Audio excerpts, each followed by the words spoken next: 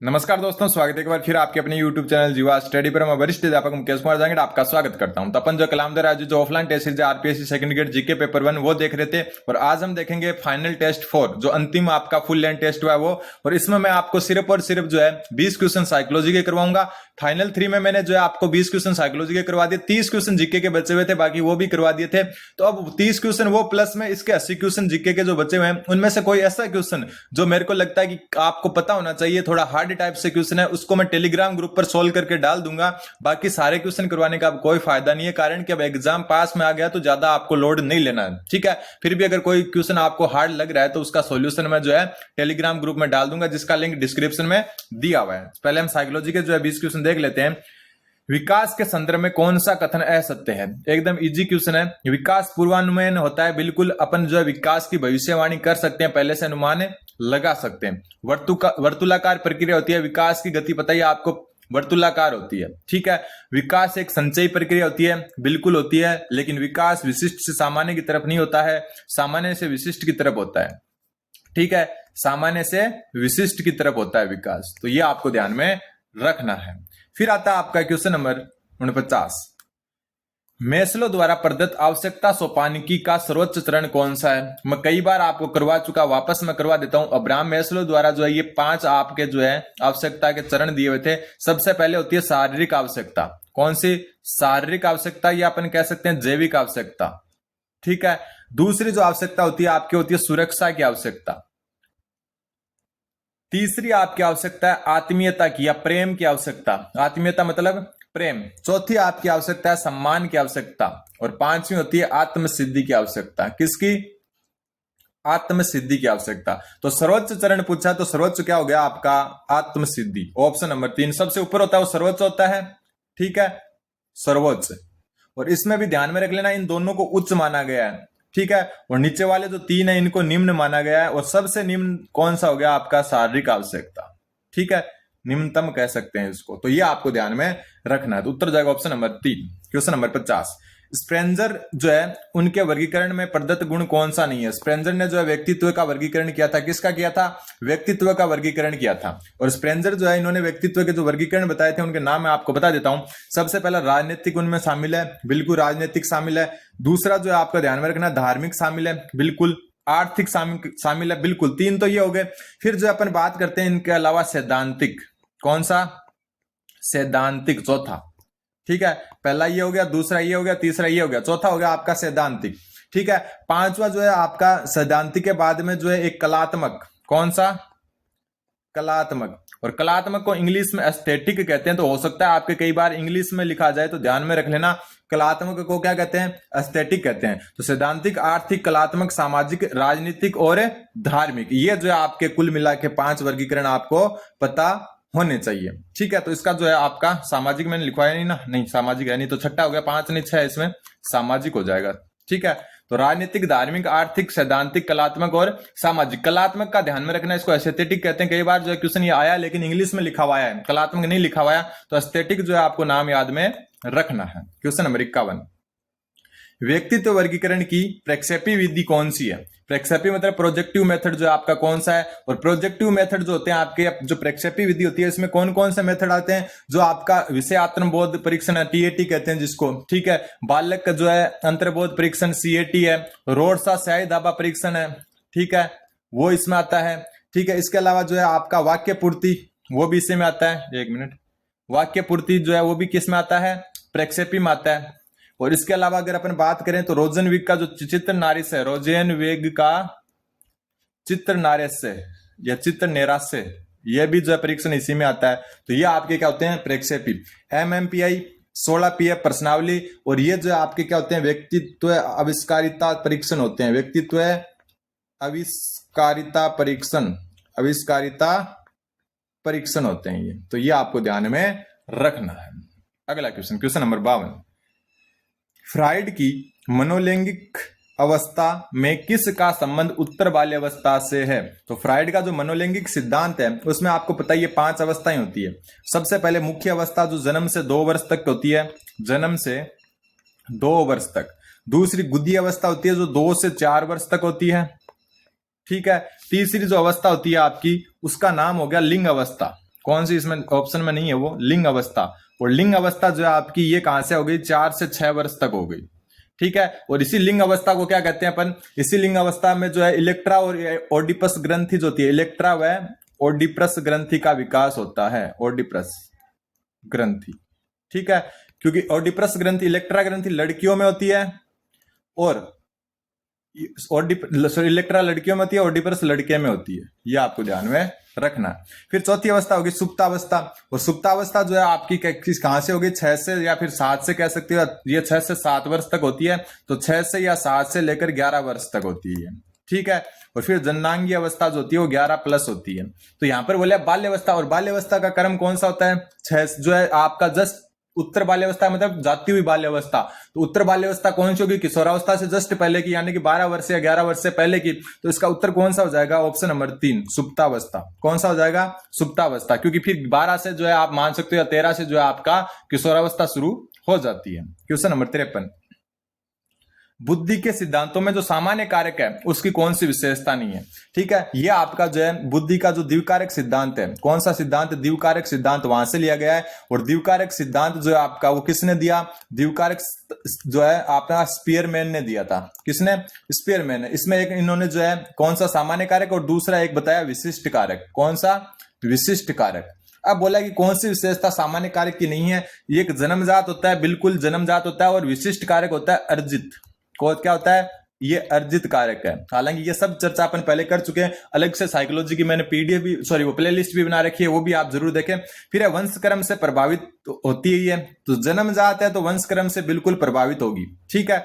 अधिगम से प्रभावित होती है, बिल्कुल नहीं होती है। क्यों, क्योंकि अधिगम यानी कि सीखने से प्रभावित कौन सी होती है, विशिष्ट। अधिगम से प्रभावित, कारण कि ये अर्जित होती है। जो चीज अपन अर्जित करते हैं उसमें सीखने का जो है बिल्कुल रोल होता है, लेकिन जो आपकी जन्मजात है उसमें सीखना ना होकर वंशक्रम ज्यादा प्रभावित करता है, ठीक है। अर्जित चीज में अधिगम प्रभावित करता है, जन्मजात में वंशक्रम प्रभावित करता है। ये आपको ध्यान में थोड़ा सा रखना है। फिर मानसिक ऊर्जा कहते हैं इसको, बिल्कुल सामान्य कारक को मानसिक ऊर्जा भी कहते हैं।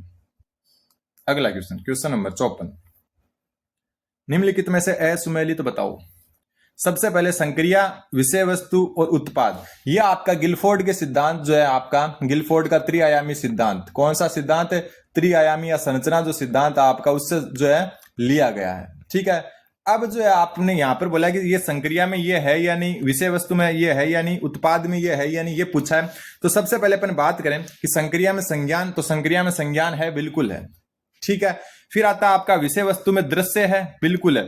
विषय वस्तु में दृश्य के अलावा और भी मैं आपको बता देता हूं, क्योंकि आपको पता होनी चाहिए। दृश्य के अलावा श्रवण, ठीक है। श्रवण के बाद में सांकेतिक, देखो मैं पहले बता चुका था, पहले दृश्य और जो श्रवण है ये दोनों एक साथ थे, बाद में अलग किए गए। ये चीजें अपन पहले चर्चा कर चुके हैं। सारी क्लासें आपको देखनी है तो आप जो है सिर्फ और सिर्फ अगर साइकोलॉजी देखनी है तो अलग से प्लेलिस्ट बनाई हुई है। सांकेतिक के बाद में आता है शाब्दिक, और शाब्दिक के बाद में आता है व्यवहार परक। व्यवहार परक ही होता है विषय वस्तु के पूरे 1 2 3 4 5, ठीक है। उत्पाद में स्मृति नहीं होती है, तो तीसरा क्या आपका है, सुमेलित है। स्मृति जो आपकी संक्रिया में होती है, किस में होती है, संक्रिया में। अब उत्पाद में क्या होता है ये भी आपको पता होना चाहिए, तो उत्पाद के मैं यहां लिख देता हूं। उत्पाद में इकाई, ठीक है, इकाई, वर्ग, मैथ से संबंधित जो टर्म्स होती हैं एक प्रकार से, इकाई, वर्ग, संबंध, पद्धति, रूपांतर और आशय, ठीक है। ये जो है आपकी कितनी 6 चीजें जो है ये आपकी उत्पाद में आती है, ठीक है। इनके अलावा जो भी आता है स्मृति संबंधित, वैसे स्मृति अकेली नहीं आती संक्रिया में, स्मृति अभिलेखन, स्मृति जो है ये ऐसे करके आते हैं, ठीक है। लेकिन स्मृति जो संक्रिया से संबंधित है। बाकी आप देख लें यहां पर उत्पाद में ये है और विषय वस्तु में ये है। बाकी जो भी बच गया वो सारे का सारा क्या है, आपका संक्रिया में आता है। तो यहाँ केवल 3 जो आपका है सुमेलित है। क्वेश्चन नंबर 55, असुमेलित को छांटिए। अरस्तु ने आत्मा का विज्ञान का, मनोविज्ञान को बिल्कुल, लेबनीज ने मन का विज्ञान का बिल्कुल, जेम्स ने चेतना का विज्ञान का बिल्कुल, सिल्ली ने व्यवहार का विज्ञानी का। सिल्ली खुद चेतना के विज्ञान से संबंधित था। किससे, चेतना के विज्ञान से संबंधित था। व्यवहार का विज्ञान वाटसन इससे सम्मिलित था। मैकडुगल भी इसी से संबंधित था। वुडवर्थ भी इसी से संबंधित था, ठीक है। तो सिल्ली जो आपका चेतना के विज्ञान से संबंधित था, तो यह है सुमेलित हो गया। क्वेश्चन नंबर 56, शिक्षा मनोविज्ञान के निहितार्थ हैं, मतलब शिक्षा मनोविज्ञान का अर्थ क्या है या उसमें क्या निहित है। तो विद्यार्थी हेतु वैज्ञानिक सम्मत पाठ्यक्रम का निर्धारण करना, बिल्कुल वैज्ञानिक सम्मत जो है आपका पाठ्यक्रम का निर्धारण शिक्षा मनोविज्ञान का एक अर्थ है। बिल्कुल विद्यार्थियों के शैक्षिक समस्याओं का निस्तारण, बिल्कुल सही बात है।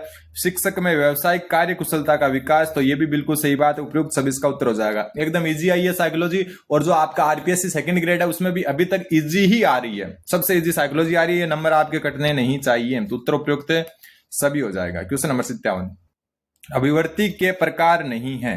कौन से अभिवर्ती के प्रकार नहीं है? अभिवर्ती जो आपकी भावनात्मक होती है, कार्यात्मक होती है, संज्ञानात्मक होती है, लेकिन शारीरिक नहीं होती। शरीर से संबंधित अभिवर्ती कैसे होगी आप खुद सोचो। तो भावनात्मक, कार्यात्मक और संज्ञानात्मक होती है, लेकिन शारीरिक नहीं होती है। क्वेश्चन नंबर 58, ये एक अच्छा क्वेश्चन है। रुचि का वह स्वरूप जहां व्यक्ति के व्यवहार के अवलोकन द्वारा उसकी रुचि के संबंध में परिचय होता है। मतलब रुचि का वह स्वरूप जहां व्यक्ति के व्यवहार के अवलोकन से, मतलब देखने से, व्यवहार के अवलोकन से जो है उसकी रुचि के संबंध में परिचय होता है। मान लो कि एक आदमी है, वो लगातार जो है मान लो कि कुछ खेलने में इंटरेस्ट दिखा रहा है, तो आपको पता चल जाएगा कि उसकी रुचि इस खेल में या बैडमिंटन में या क्रिकेट में। तो अवलोकन से जिसमें रुचि व्यक्त हो जाए उसको कहते हैं आपकी प्रकट रुचि। व्यक्त रुचि कौन सी होती है? रुचि के बारे में पूछे जाने पर बताए, बारे में पूछे जाने पर बताए, पूछे जाने पर बताए। मतलब अगर व्यक्ति जो है उसको पूछा जाए कि आपकी रुचि क्या है, तो वो फिर आपको बताए, उसको व्यक्त रुचि कहते हैं। अवलोकन से जो पता चलती है उसको कहते हैं प्रकट रुचि। आविष्कारिका रुचि किसे कहेंगे? आविष्कारिका रुचि कहेंगे मानक रुचि, परीक्षण द्वारा जो मापी जाती है, परीक्षण द्वारा, मतलब आपका परीक्षण किया जाता है तब अगर पता चले उसको आविष्कारिता रुचि कहते हैं। और परीक्षित जो रुचि है वो होती है आपकी उपलब्धि परीक्षण द्वारा जांची जाती है, जो उपलब्धि परीक्षण द्वारा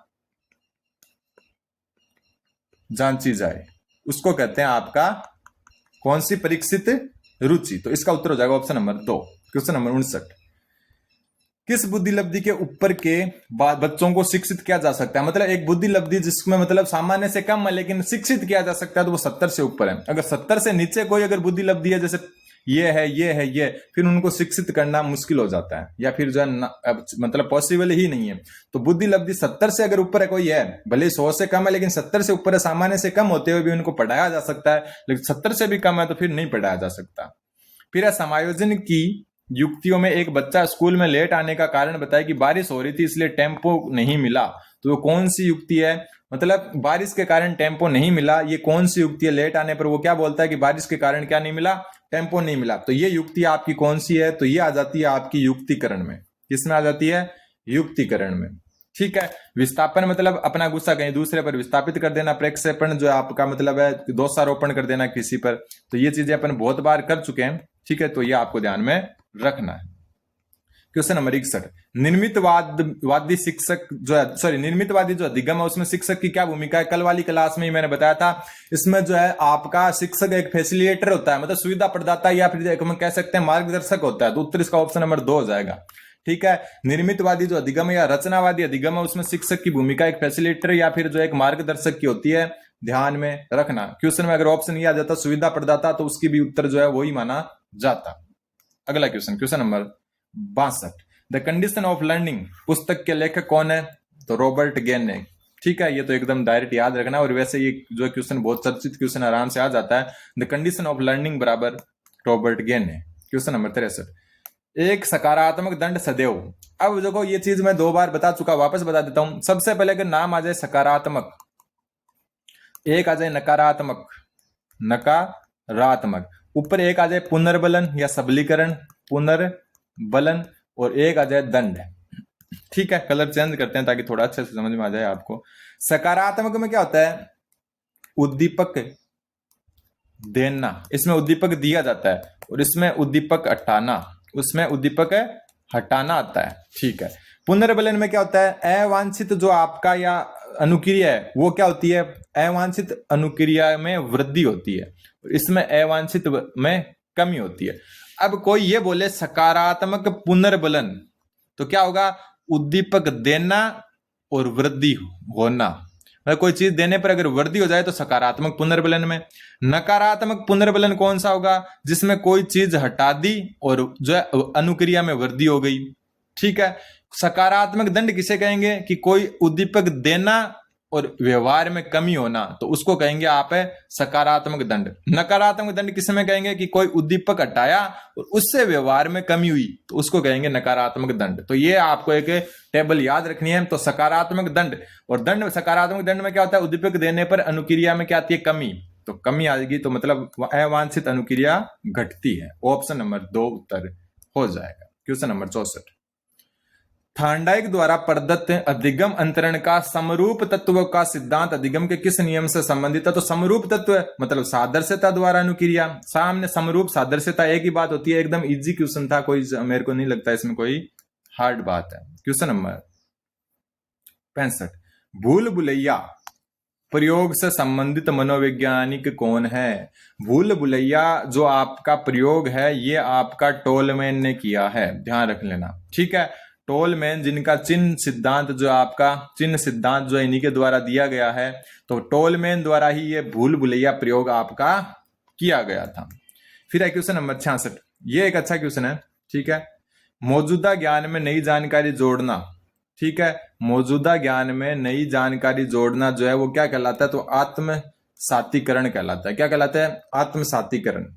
अगला क्वेश्चन, क्वेश्चन नंबर 67, किशोरावस्था की वह समस्या, ये बात भी अपन पहले देख चुके। किशोरावस्था की वह समस्या जहां व्यक्ति स्वयं को अद्वितीय मानते हुए महसूस करता है कि कोई उससे नहीं समझता, मतलब खुद को अद्वितीय मानता है और यह महसूस करता है कि उसको कोई नहीं समझ रहा। तो यह जो है आपका किशोरावस्था की कौन सी जो है समस्या की ओर जो संकेत करता है? तो व्यक्तिगत दंत कथा की ओर। इसमें व्यक्ति क्या करता है? कि उसे कोई नहीं समझ रहा है। फिर आपका क्वेश्चन नंबर 68 और आज का लास्ट क्वेश्चन, कि नैतिक विकास की वह अवस्था जहां व्यक्ति समाज के नियमों को सर्वोपरि मानता है। तो ये आपके कोहलबर्ग के नैतिक विकास का दूसरा स्तर है। कौन सा दूसरा स्तर? और चौथी अवस्था को अंकित करता है। उत्तर ऑप्शन नंबर 4 हो जाएगा। दूसरा स्तर कौन सा होता है? परंपरागत स्तर। अब मैं इसलिए नहीं डिटेल से बता रहा क्योंकि अपन पहले कर चुके परंपरागत स्तर। ठीक है। इसकी जो चौथी अवस्था होती है, यानी कि इसकी दूसरी होगी, वैसे टोटल चौथी अवस्था होगी, जिसका नाम है सामाजिक कर्म संपोषित अवस्था। कौन सी? सामाजिक कर्म संपोषित अवस्था, संपोषित अवस्था। और इसमें व्यक्ति क्या करता है? समाज के नियमों को सर्वोपरि मानता है। तो उत्तर ऑप्शन नंबर 4 हो जाएगा। तो ये आपके साइकोलॉजी के क्वेश्चन थे। अब जीके के क्वेश्चन मेरे को लगेंगे कि कुछ क्वेश्चंस बताने आपको, तो मैं टेलीग्राम ग्रुप में बता दूंगा, डिस्क्रिप्शन में लिंक दिया, जाकर ज्वाइन कर सकते हैं आप। धन्यवाद। बने रहिए जीवा स्टडी के साथ।